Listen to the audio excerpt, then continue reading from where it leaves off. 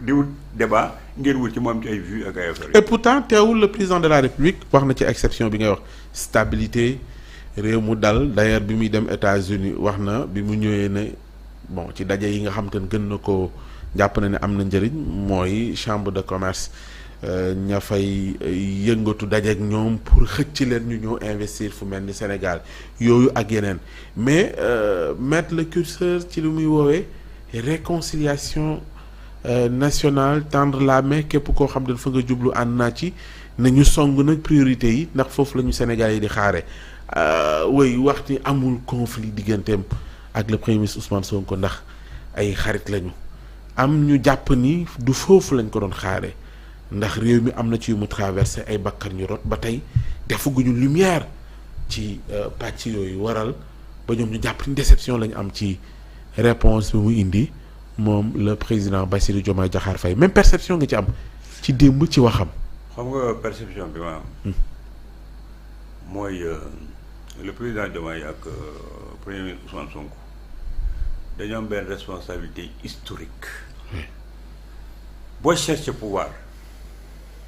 ba nga toog yow am ci ay 86 85 personnes te ëpp na loolu sax xamuñu ñi ci dee yëpp xamuñu ko.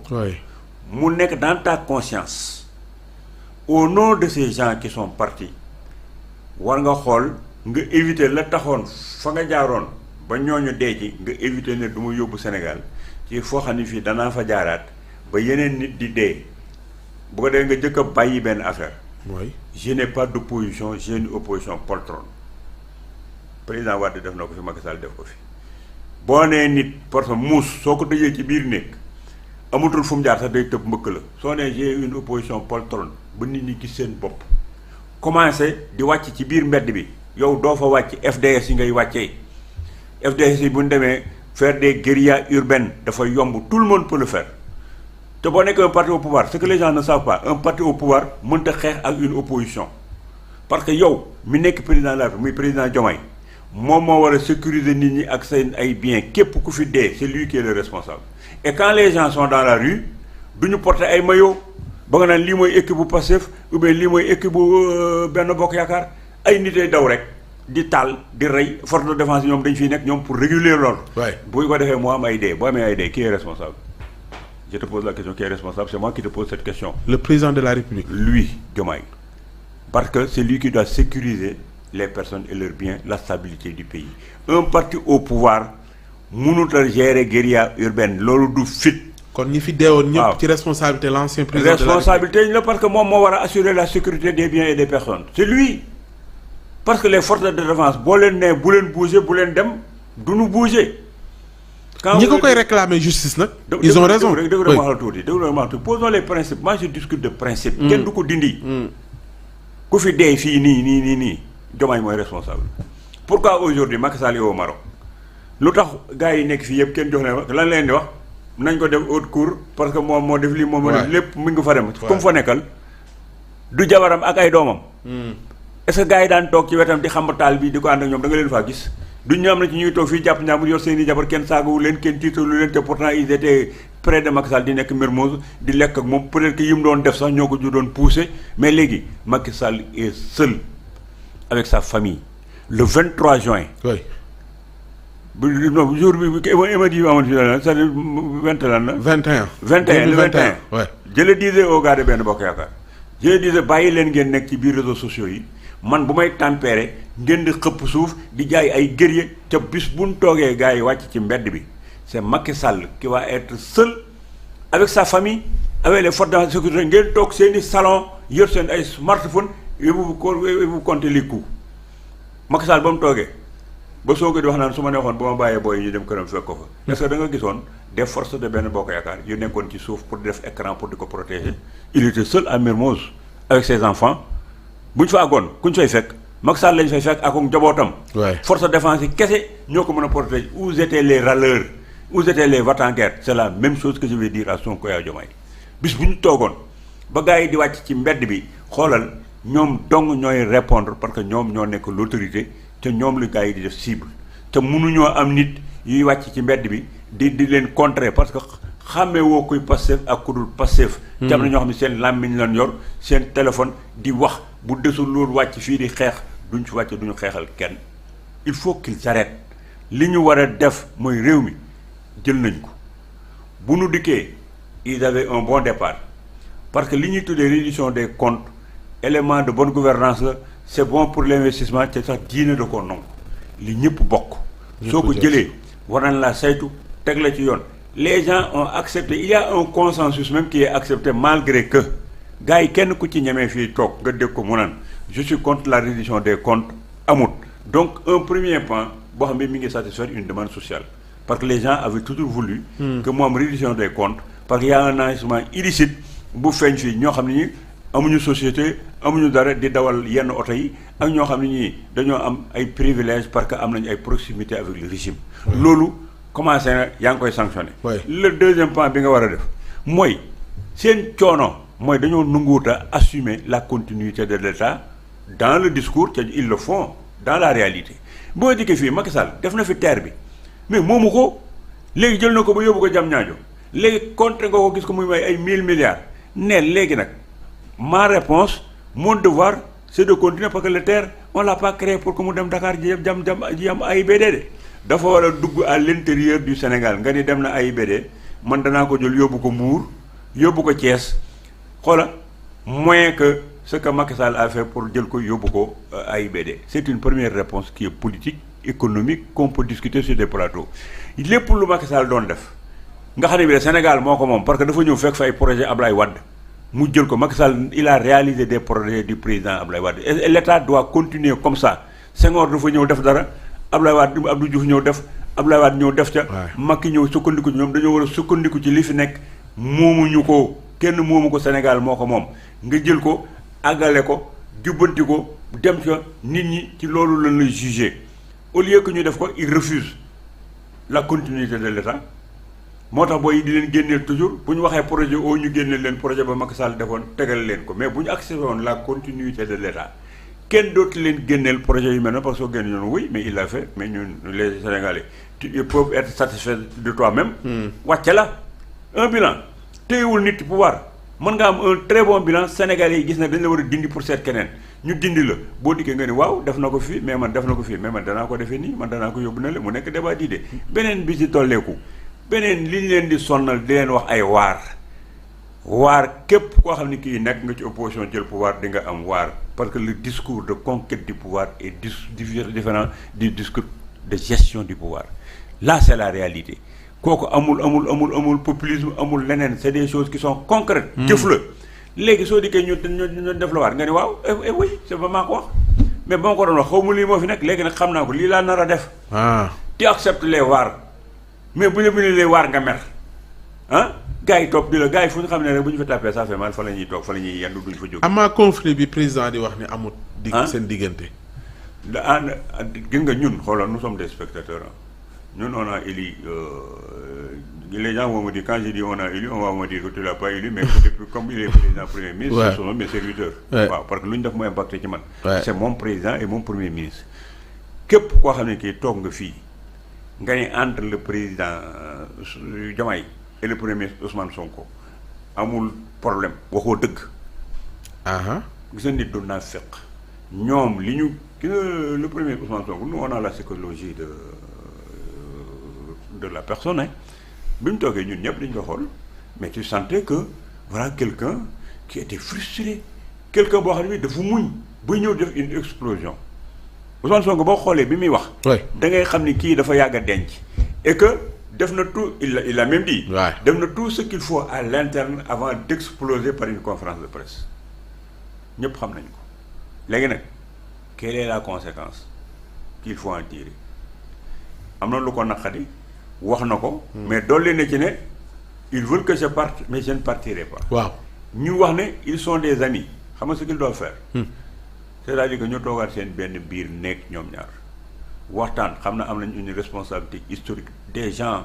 sont morts à cause de nit toog nañ fi ñu am benn espoir bu jeunes yi porté ci ñoom faut pas que ce rêve-là soit brisé nanu toog waxtaan pour xam ne yàlla mooy joxe nguur moo leen tànn ñoom ñaar teg leen fi. 2 suñu amoon lu leen naqadi ci biir conquête du pouvoir lañ ko doon wute yàlla jox na leen pouvoir bi. 3 amul kenn ku fi mas a jël nguur te defuñu la ay brimade def lay affaire le président Abdoulaye Wade li mu subir Ousmane Sonko subiru ko mais bi mu dikkee qu'est-ce qu'il a dit je peux pardonner mais je n'oublie pas. Ouais. Et il n'a pas fait une revanche parce que sa revanche a été de développer le Sénégal pour wan Abdou Diouf ne man maa la ëpp lu ma fi defoon nit ñi kontaan ci moom ñii li ñu war a def. c'est de montrer au président Macky Sall que yow ba nga dikkee lii nga fi def ñun daañu fi def leneen loo xam ne Sénégalais yi moom lañ xoolee parce que bu ñu fàtte de ñoom ñaar ñii nekk ñu faa durée indéterminée de bu ñu fi toogee fii def seen xeex yi xam ne ni le temps ne suspend pas son vol. Ouais. Et que dañuy jeexal dañuy dem. même bu ñu xamee ñaari maanaam dañuy dem nañu dugal seen bopp que ni dañuy jëm ca li ñu yor moomuñu ko le président Diomaye bind naa ko waxaat dama ko wax ne ko le président Diomaye am na benn image boo xam bii dafa war a graver dans ta mémoire xoolal bi nga dikkee Macky Sall jox la clé yi ci biir yu palais bi après Macky Sall di dem nga taxaw di ko gunge yow kenn yaa taxaw di ko gunge mu dox ci tapis rouge nga taxaw Macky Sall di dox tapis rouge ba génn ba dugg ci génn taxaw ci bitti palais bi nag nekk le simple citoyen boo xam ne moo coono nooyam kenn du ko claironner kenn du ko arrêté def dara mu tourné yëkkati loxo bi def la nii di la tàggu yow di nga tapis rouge boobu di nga fi jaar yëkkati sa loxo di tàggu bu ko nag ñu soog a def nag boobaa sa bilan. bilan boobu nga xam ne bi nag moom la lay xaymaal boo fi jógee nga xam ne la solitude dont les gens pensent la véritable solitude c'est que gars yi bu ñu génnee ci fonction bi. ci li ñuy soog a vivre la solitude fi la ñuy soog a xam ne les gens toppuñu la ndax sa jëmm dañ la topp à cause de la fonction. waaw su boobaa nag si ngay soog a xam yow sa bopp ak fonction bi nga nekkoon kooku ku koy seet la ngay def di nga ko def ci lu rafet di nga ko def lu dul topp di nga def loo xam ne nettali bi dina ragal ëllëg tant que nanguñu comprendre que ne mënuñoo yar Sénégalais yi xam man paa bu toll ni man samay waajur yar ma dem ba màggat ba yor âge même ku ma mën a jubbanti mënoo maa jubbanti li nga mën a def mooy nga def teg réew mi ci yoon dégg nga boo ko tegee ci yoon ñëpp danañ jaar ci yoon soo wanee exemple xale yi dañ ko copier soo liggéeyee di joxe bien-être ak di liggéeyloo nit ñi nga xam ak itam nga régler benn problème boo xam mi ngi leen di préoccupé ci kooku war leen a préoccupé. mooy ban. le fait de dire que ni je gouverne avec les gens qui ont gagné kan moo ko mën a bañ ça ce sont les prérogatives régaliennes. justement yow moom nga wax nii. ce sont les prérogatives régaliennes parti nga ne waru demee noonu. non dëggul loolu du loolu xoolal dikk fii di jël ay compétences yoo xam ne ñoo la accompagné woon. nga xam ne man agriculture bii Ousmane Cissé natt naa ko il a les compétences pour ma développer le secteur de l'agriculture nga ni kii doy na ma teg ko kooku c'est les prérogatives régaliennes ça n'a rien à voir avec le parti état kooku prérogative la yoo xam ne da dédié au président de la République et son premier ministre de choisir les hommes qui doivent leur accompagner pour la mise en œuvre de leur programme kooku texte la daf ñu lii ñun ñëpp képp ko war a noonu kenn warut a toog sax di critiquer choix yi kenn warut a toog ñu wàcce la ngay kaas. ñoom la ko yàlla may parce que ñoom ñooy rendre compte constitution moo leen ko may foofu ci constitution la ñu toog. mais un régime dur un régime fort foo dictature la kenn du wax. waaw ku wax nga tëj ku wax nga dóor ngay def li la neex te ñun fi ni nii seen politique publique ñun mën nañoo toog di ci wax di ko critiquer ñu déglu ko xam ne kii sa constructif un régime de parti unique kenn du ci wax kenn du ci wax. te loolu nga gis yow état parti bi muy wax pour yow loolu lay dël. Sonko moo ko wax moo ne na président bi toog léegi ñu woo pour si seen secrétariat bi xam seen bureau politique. léegi déglu rek fa li ñuy décider liy def réew mi te bu nekkee président les expressions plurielles lii da koy encadrer on n'encadre pas les expressions plurielles ñun Sénégal c'est une société d'expression plurielle kenn mënu fee tere nit ñi ñu wax seen xalaat Sonko est-ce que nit da ko mënoon a tere wax li mu xalaat ci réew mi. mais musul wax ne tamit dafay tere nit ñi joxe seen xalaat. déglu ma Sonko li mu wax ju leer la ay bu ma nekkoon président. waaw. muy gars yi lii ñuy wax. lii am ni yëpp. beaucoup vont raser les murs. il va tous les mettre en prison waaw. ah mais. day tëj gémmiñ yi. est-ce que loolu. mais loolu nañu woon. li gémmiñ yi di génne li gémmiñ yi di génne. da ko dul man. gémmiñ yi dëppoowul ak waaw li ñuy génne loi bi moo ko géré. ah mais justement xoolal déglu loi bi moo ko géré non Sonko li mu bëgg régime dur la fi indi les régimes durs xam nañ seen fonctionnement mais nous on a vu la Chine. politique bi la nan la doon yore Chine amatoon expression de liberté. Rwanda gii nga xam ne bi mi ngi wax ne amutoon expression de liberté les régimes là yi mu xool nii di leen qui ont fait dans la révolution mais c'est des régimes militaires parti politique yi ñu ngi leen di tas ñu ngi leen di tëj loolu bëgguñu ko Sénégal et puis les trucs de panafricanisme dont on parle là mais les gens là koo ci dégg un renouveau panafricain mais le panafricanisme mais ñoom xam nañu panafricanisme nu mu tëddee. Le panafricanisme d'abord c'est pas né en Afrique. C'est les diasporas. C'est les Noirs américains, les William Dubois, ay Marcus Garvey temps yooyu ñoom ñoo ko def sans suivant leur réalité. mu am panafricanisme économique dafa am donc la question des souverainetés am na panafricanisme politique les Cheikh Anta Diop les Majmout Diop ñooñu ñëpp c'était des panafricains yoo xam ni c'est des panafricanisme politique de libération de l'Afrique, de construction d'une nation. mu am ñoo xam ni c'est des panafricains parce que l'autosuffisance et les souverainetés yooyu la ñuy développer. C'est comme boo doon wax affaire PIB il y a plusieurs PIB le panafricanisme dafa am plusieurs panafricanisme moo am ca itam fële la jógee du suñuy yëf c'est pas un modèle qui nous est propre kon il faut que nit ñi bu ñuy wax ñu xam définition yi ñuy def ak li nga xam ne moom la ñuy wax. dégg nga xoolal wax ak xam-xam bokkul nit da ngay gëstu da ngay xam booy wax nga xam li ngay wax on n'a pas besoin aussi de copier sur Thomas Sankara. Il est burkinabé, c'était une autre époque, les réalités ne sont pas les mêmes. Moi, je ne trouve pas que les Sénégalais puissent prendre comme modèle Thomas Sankara. Où sont les Tal Diadia hein? Où sont les Blondin Diop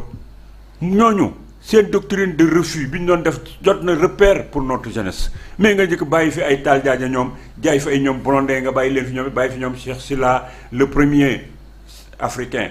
admis à Oxford. nga xam ne moom la ko fi àndan dénkoon muy régler le problème des nations de la guerre Irak moom la ñu jógoon moom la ñu mujj jox la fédération de Gambie bi ñu koy tas ni moom moo ko doon def. C'est des modèles qu'on peut montrer aux Sénégalais pour que ñu copier leen. On n'a pas besoin d'aller chercher ailleurs. De la même manière on n'a pas besoin d'aller parler de William Dubois de parler de kenn yaa Serigne Touba. li mu fi def ak ñoom suñu mag yi nekk nga xam dañu fay nekk liggéey suuf si nga xam ne bi foofu la lépp tàmbalee bay suuf si. Une agriculture diversifiée nga am les questions de souveraineté. li ñëpp bokk duma la ne li ñëpp bokk ñëpp jot ci nga def ko ci ni mu gën a rafet. kon on n'a pas besoin d'aller copier on n'a pas besoin d'être comme des perroquets di répandre le problème du Sénégal c'est lenn la on a des défis qui nous interpellent on a une jeunesse qui est mobilisée on a des ressources humaines de qualité. oui mais am nañu ay jafe-jafe tamit suñu administration ay blocage gis nga ko bi muy dajeek l'ensemble du gouvernement am nu mu décliner feuille de route juróom-ñaari action